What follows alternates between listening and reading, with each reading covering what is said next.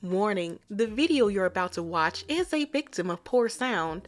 So if you are a headset or an earbud user watching the video, I am incredibly sorry. But if you are watching this on your smart TV, then you're probably better off. I don't know, who knows? But yeah, I recorded this on a rinky-dinky recorder that you will see in the video that I bought like 3 years ago. So yeah, enjoy. Or not. Probably not. Either way, do you, boo. Do you. Hello everyone, my name is Kaylin and welcome to my channel where we discuss, break down, and recommend movies and TV shows and occasionally other forms of media. It is hot.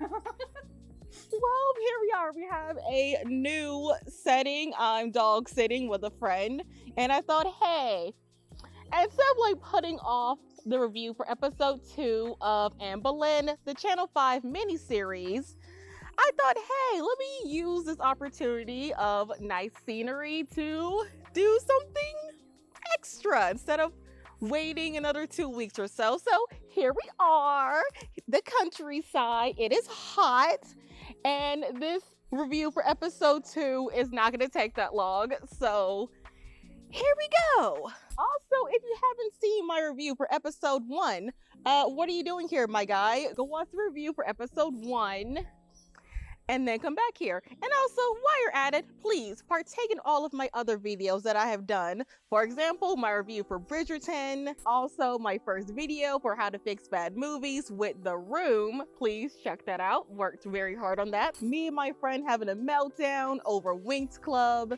And also, I guess the prequel to the Anne Boleyn mini-series review is my thoughts on the controversy on casting. So yeah, go check all that out. So here's the recap for episode 2. Woo! Child! Okay, this episode legit took a 5-hour energy and Red Bull cocktail. Sorry guys, I'm gonna be reading off of my phone, but it is absolutely devastatingly hot and I got more to film. So anyway, in episode 2, Anne mourns over another miscarriage, but she can't mourn for long because of her position as queen is in jeopardy. Thomas Cromwell, the chief minister to King Henry VIII, is plotting against her, and her relationship with her husband is falling apart. Anne tries to maneuver around all of her obstacles to hopefully save herself and her daughter, Elizabeth.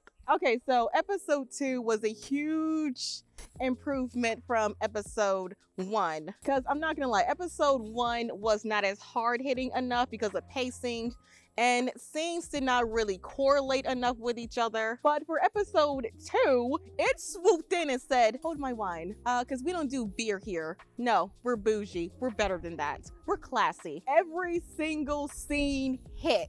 The pacing got way better. The scene weaving is a lot more seamless. You see her do multiple strategies, but every single time something gets in her way, like the universe is saying, sorry girl. I mean, it's not personally to you. It's just, you know, life just be lifing sometimes.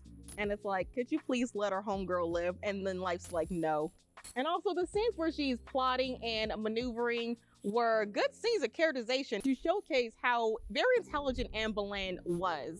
Also how resilient she is. Because let me remind you, she is still mourning over the loss of her miscarriage, and she still gets up to try to fight another day. And if that doesn't bring a tear to your eye, I legit don't know what.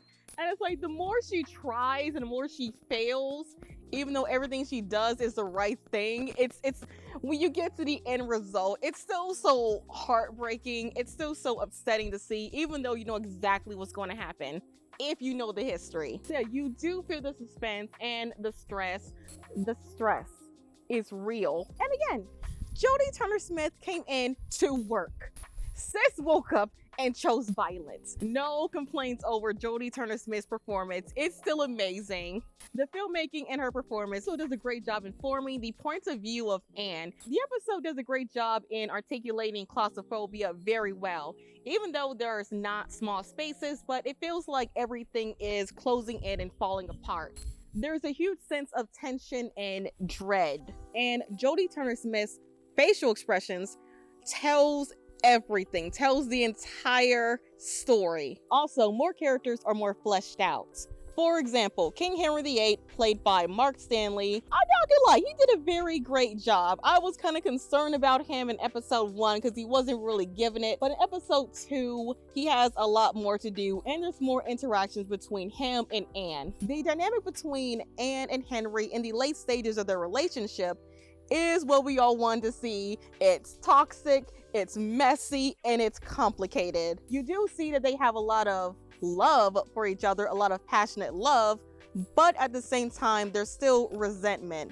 On Anne's side, she still can't get over the fact that he is a philandering scumbag. And on Henry's side, he's still salty and bitter about how he cannot have a son. Jodie Turner-Smith and Mark Stanley have really good chemistry. Like, you really do feel the passion and the hate and all the complicated emotions between Anne and Henry. You go, Mark Stanley. Good for you. I had my doubts, but you pulled through. Good job, my guy. Good job. Also, Isabel Laughlin, who plays Elizabeth Brown, Anne's top lady in waiting, also pulled her weight in many scenes. In the episode, she's giving more intrigue with their close relationship with Anne. Elizabeth Brown is one of the very few people that Anne can actually confide in, and they really do have a very sweet relationship. Also, I really do like the actress who plays Elizabeth Brown. I mean, she's really good. I really do hope she gets more projects after this. So the one thing I did have concern about the episode, but I could be wrong, but I think I did hear some problems with sound. I'm not sure if anybody else who watched the show had this problem, but there are certain spots where the sound quality or the sound mixing was not great, but I could be wrong. It could be my headsets, because I did watch episode 1 and 2 on my laptop because my Fire Stick was like, girl, get out of here. I'm not today. And I'm just like, okay, Fire Stick. So if anybody else hears the problems with sound mixing or not, please let me know, because it could just be my headset.